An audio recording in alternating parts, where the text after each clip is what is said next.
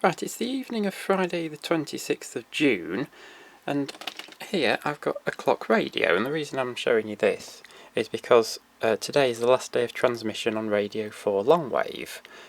Radio 4 on Longwave, I think it's on 198, is actually the last remaining Longwave station in the area. It's the last one in the country, and I don't know if it's the last one in Europe. It's certainly one of, if it's not the last one, it's certainly one of very, very few.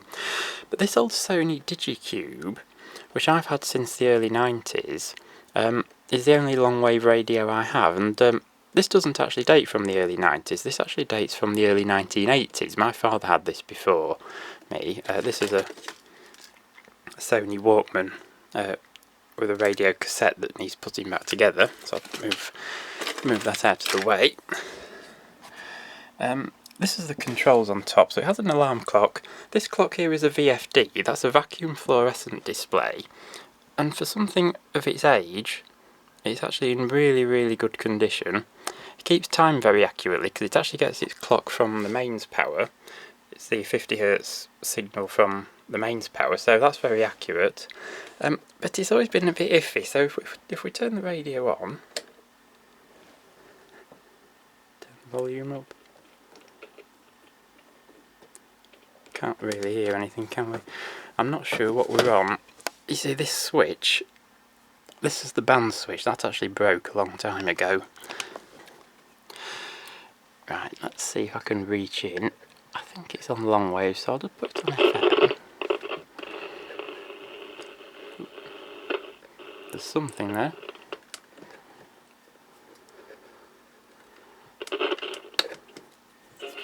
Ah, there we go.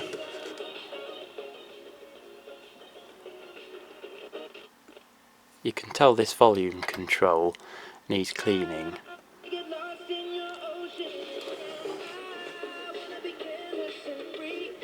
So FM 90s, it's a bit above 96, so that's, I don't know, that might be on Hallam FM. That's the tuning. You see, that's really, really crackly when you change it. But we have quite a lot of FM stations.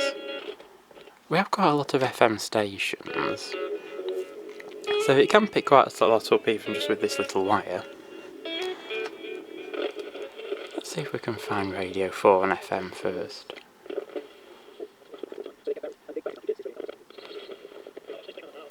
Don't know quite where it is. That might be it.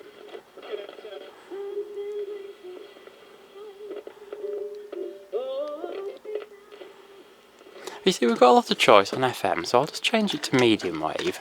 And this is actually one of the problems with medium wave and long wave broadcasting. People say it's essential for national emergencies, and whilst there are advantages to such transmissions, a lot of people are in this situation where they only have a knackered old radio. My smartphone can actually pick up more than, and it's more useful than this. So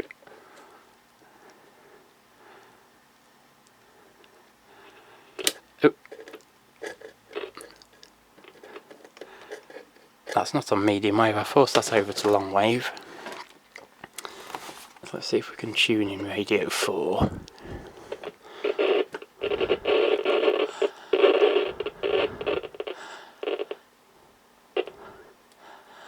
I think this tuning capacitor is probably damaged, which is probably why you get the noise when you turn it. Oop. But you see, a lot of people won't have a long wave radio at all, and if they do, they're probably in the same situation that I'm in, where it doesn't work. Right, I'll have to move it and see if we can pick up a better signal somewhere else, but you can see this is a product of its time, because this is actually a listing of stations which were available back in the olden days when this was made. So these are stations from different countries, and you can see BBC there around 200, and the frequency has moved around a bit, so having BBC there is probably accurate enough. Right, I brought it to the window, and sort of depending on how you hold the tuning knob, you can kind of just about make out something resembling speech at times.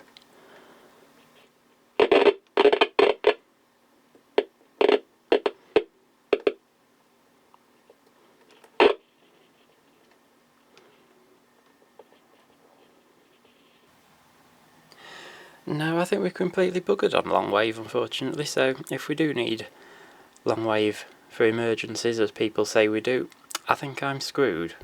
You know, one of the things that I think about a lot when I think about children is the ways in which our current climate, and particularly children's access to large language models, risks putting a kind of curtain between them and their capacity for engaged, long-form, intricate, imaginative thought.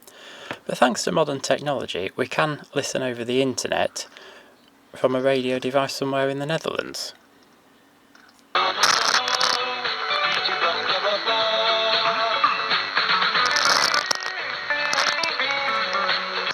Odległości na 2-0, a później piękne strzały Papegeja w 59 minucie i 71.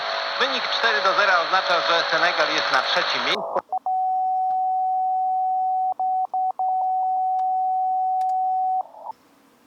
Well, it looks like there are some other long wave stations in Europe, even if not many.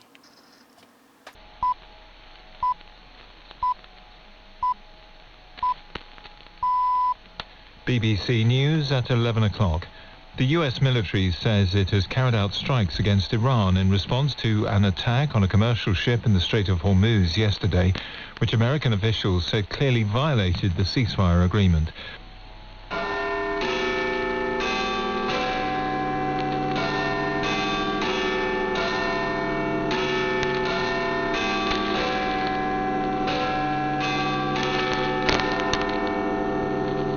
BBC News at midnight. This is Chris Aldridge.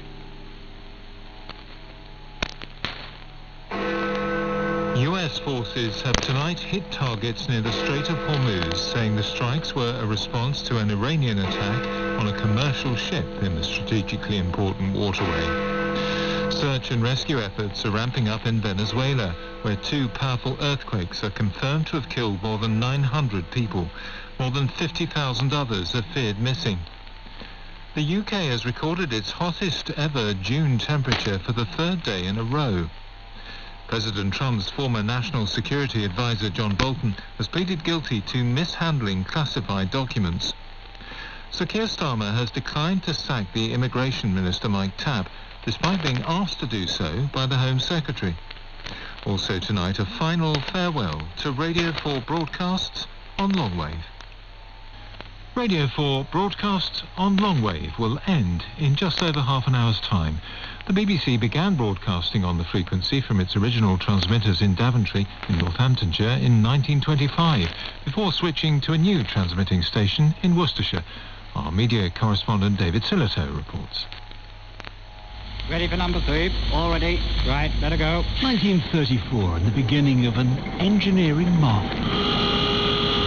To run up the high-tension machine. The powerful long-wave transmitter masts at Droitwich, 213 metres high, along with 2 sister stations in Berghead and Westerglen in Scotland, ensured the BBC was a truly national service. This is the national programme from London, radiated by the new long-wave transmitter at Droitwich.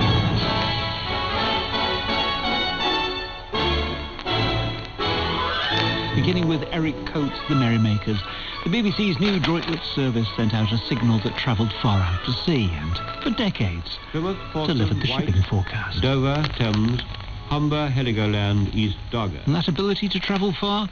In the Second World War, the long-wave signal was a way of communicating across Europe. These are today's main events. Germany has invaded Poland and has bombed many towns. And even sending coded messages to the French resistance. And in more recent years, on 198 longwave, allowed cricket-starved holidaymakers to follow Test Match Special in the West Indies, from the beaches of Brittany. And join Jonathan Agnew. Hello, good morning and welcome to... But 92 years on, the masts are showing their age. The elderly technology behind the service is drifting into obsolescence. Scan along longwave these days, and most will only hear the slightly scratchy sound. I just wonder if there's anyone at the top of BBC Radio 4 on 198, actually batting for Radio 4. which has been warning its few remaining listeners that things are coming to an end. This service is closing. BBC transmissions on this frequency will end on 15 years after the announcement that investment in the service had come to an end, Arqiva, who operate the transmitters, are shutting it down next week.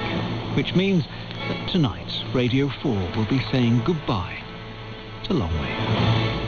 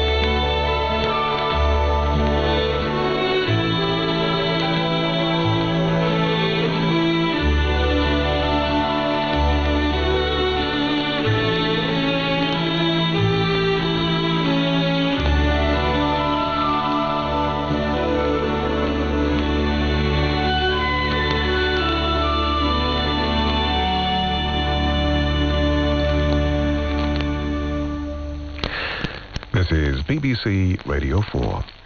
Now, the shipping forecast issued by the Met Office on behalf of the Maritime and Coast Guard Agency at 0015 on Saturday, the 27th of June, 2026.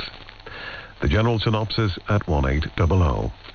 Low Malin, 1008. Expected Bailey, 9935. Occasional rain and fog patches. Showers later. Moderate or good. Occasionally very poor.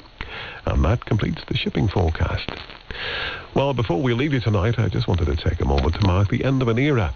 For almost a century, the long-wave transmitters have carried the BBC across the airwaves, from the iconic Droitwich transmitting station in Worcestershire to Westerglen and Birkhead in Scotland. Although the long-wave signal is fading into history this morning, the memories and the connection it created will endure forever. We shall miss your warmth and crackle. Well, that's it from me, Al Ryan, and all of us here at Broadcasting House. If you have been, thanks for listening. Have a safe, quiet and peaceful night. Good night. Ihawa.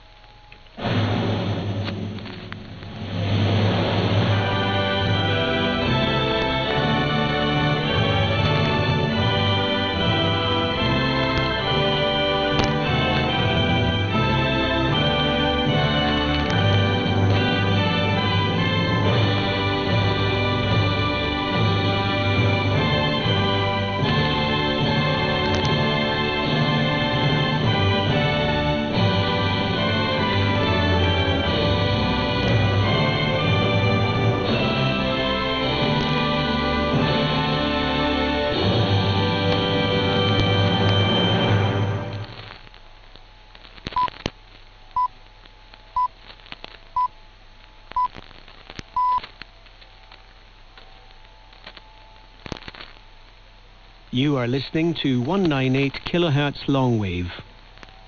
BBC Radio 4 is no longer available on this frequency. However, you can find Radio 4 many other ways.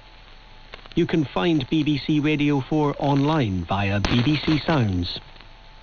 Radio 4 is available on DAB digital radio and through your digital television, including Freely. Radio 4 is also available via FM radio on 92 to 95 MHz and 103 to 105 MHz. Plus, you can listen via your smart speaker. Just say, play Radio 4. Information on how to listen can be found on the BBC website at bbc.co.uk/reception. Well, that's it. That's the end of an era for Radio 4 on long wave. I don't know how long until they actually will pull the plug on the transmitter. They might leave the recorded announcement running for a day or so just in case. But since my own long wave radio doesn't work, we've got to thank some modern technology. This here is a cellular modem which picks up a local cell service on 4G and 5G, and that delivered the SDR signal coming all the way from a software-defined radio on someone's computer somewhere in the Netherlands. It's amazing what you can do with modern technology, isn't it?